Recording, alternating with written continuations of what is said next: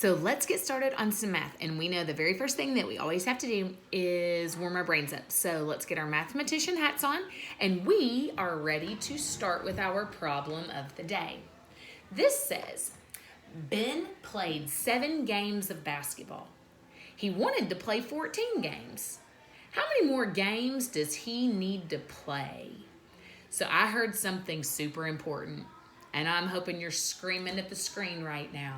How many more means minus. So I know that I'm going to set up a subtraction problem right here, right? So I know that the very first thing that I'm going to do is go ahead and set my subtraction problem up because I heard how many more means minus. Now, here are the 7 games of basketball that Ben played.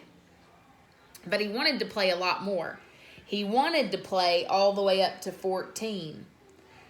So, am I going to draw 14 right here?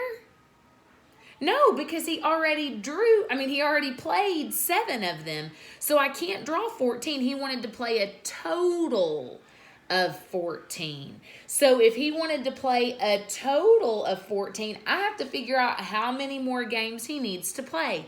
He's already played 7, so he would need to play 8, 9, 10, 11, 12, 13, 14. So now I have a total of 14 games.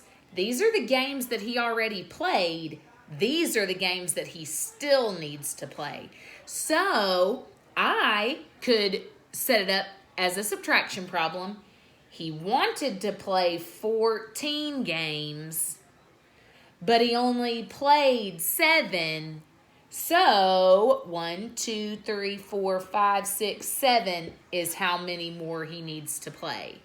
Or you could say 7 games he played plus some more is going to give me 14.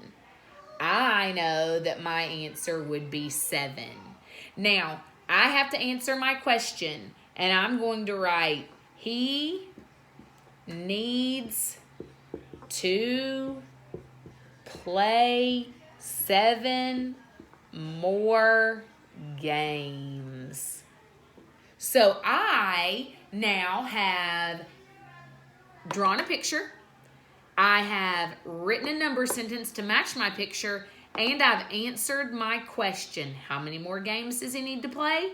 He needs to play 7 more games. Okay, now we are ready to get started. I know last week Miss Metz had some crazy technical difficulties with the math, so we're just going to move on, and we're just going to say, you know what, Miss Metz, it happens, and we'll get over it.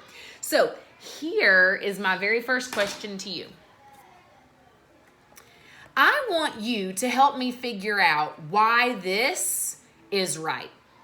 I want to know, why is it that 10 ones is the same as or equal to 110? How is that? How is 10 ones the same as 110?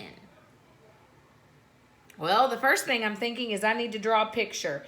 So I'm going to draw my 10 ones.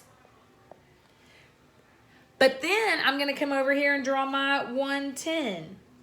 I want to know, how is that the same? Well, we know that this is how many? It's a total of 10. How many is this a total of? Some of you are going to say 1. It's not 1. It's actually 10 little bitty blocks all glued together. So that's how they are the same. These blocks are just broken apart. These blocks are glued together, but it's still the same exact thing. It is 10 ones. Either the ones are broken apart or the ones are glued together. Now, I want you to look at this problem. And I want you to help me figure out, this says 110 and 10 ones. How many 10s do I have?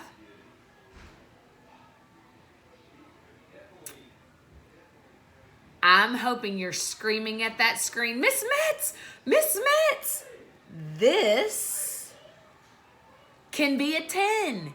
Remember, if we put them all together and we glue them, they then turn into a 10. So how many 10s do we have? We have 2 10s. We have 2 10s. One of them just needed to be glued together. So we have 2 10s. Excellent job. Now let's take a look. I have a friend and my friend says this shows 14. What do you think? I hope you said, Miss Metz, I don't even know what your friend is thinking, because that's crazy wrong. We count these by 10s. So here's 10. This would be what? 20. What would this be? 30. What would this be? 40. And what would that last one be? 50. Excellent job. So my crazy friend is totally not right. It does not show 14. What does this show? It shows 50 because we know these are little bitty 1 blocks glued together. And how many little bitty 1 blocks are glued together? 10. So in each rod, there are 10 little bitty blocks glued together. Great job. Now, your job is to help me. I have 2 sets. Here's what I need to do. I need to circle the groups of 10. And when I circle the groups of 10, then we're going to talk about how many I have. Okay? So watch as I do the first one, and then you're going to help me do the second one. So this is a group of 10. This is a group of 10. And this is a group of 10. So I'm going to ask you a question, and I want you to answer it. How many 10s do I have? 3. There are 3 10s. This is a 10 if I glue it together. This is a 10 if I glue it together. And this is a 10 if I glue it together. So I have 3 10s. How many 1s do I have? 30. I have 30 1s. So I just glued them together and I could have 3 10s, or I could break them apart and I can have 30 1s. Very good. So I would have 30 1s. Excellent job. So I either have 3 10s or 30 1s, but it's the exact same number. Did I do anything to my stars? Nope. I just grouped them differently. All right, let's do this bottom one together. I need groups of 10. What do you think? How should I start that? I'm hoping that you said I should circle this one because that's a group of 10. Do you see another one? Point to it. Yep, I see you, and you're crazy pointing to all of them. That's exactly right. So now, how many 10s do I have? How many 10s do I have? You should see that I could glue each of these together. That one makes a 10. I can glue these together. That makes a 10. Yep. And yes, excellent job. All of those make a 10. So how many 10s do I have? I have 4 10s. I have 4 10s. Very good. Now, how many 1s do I have?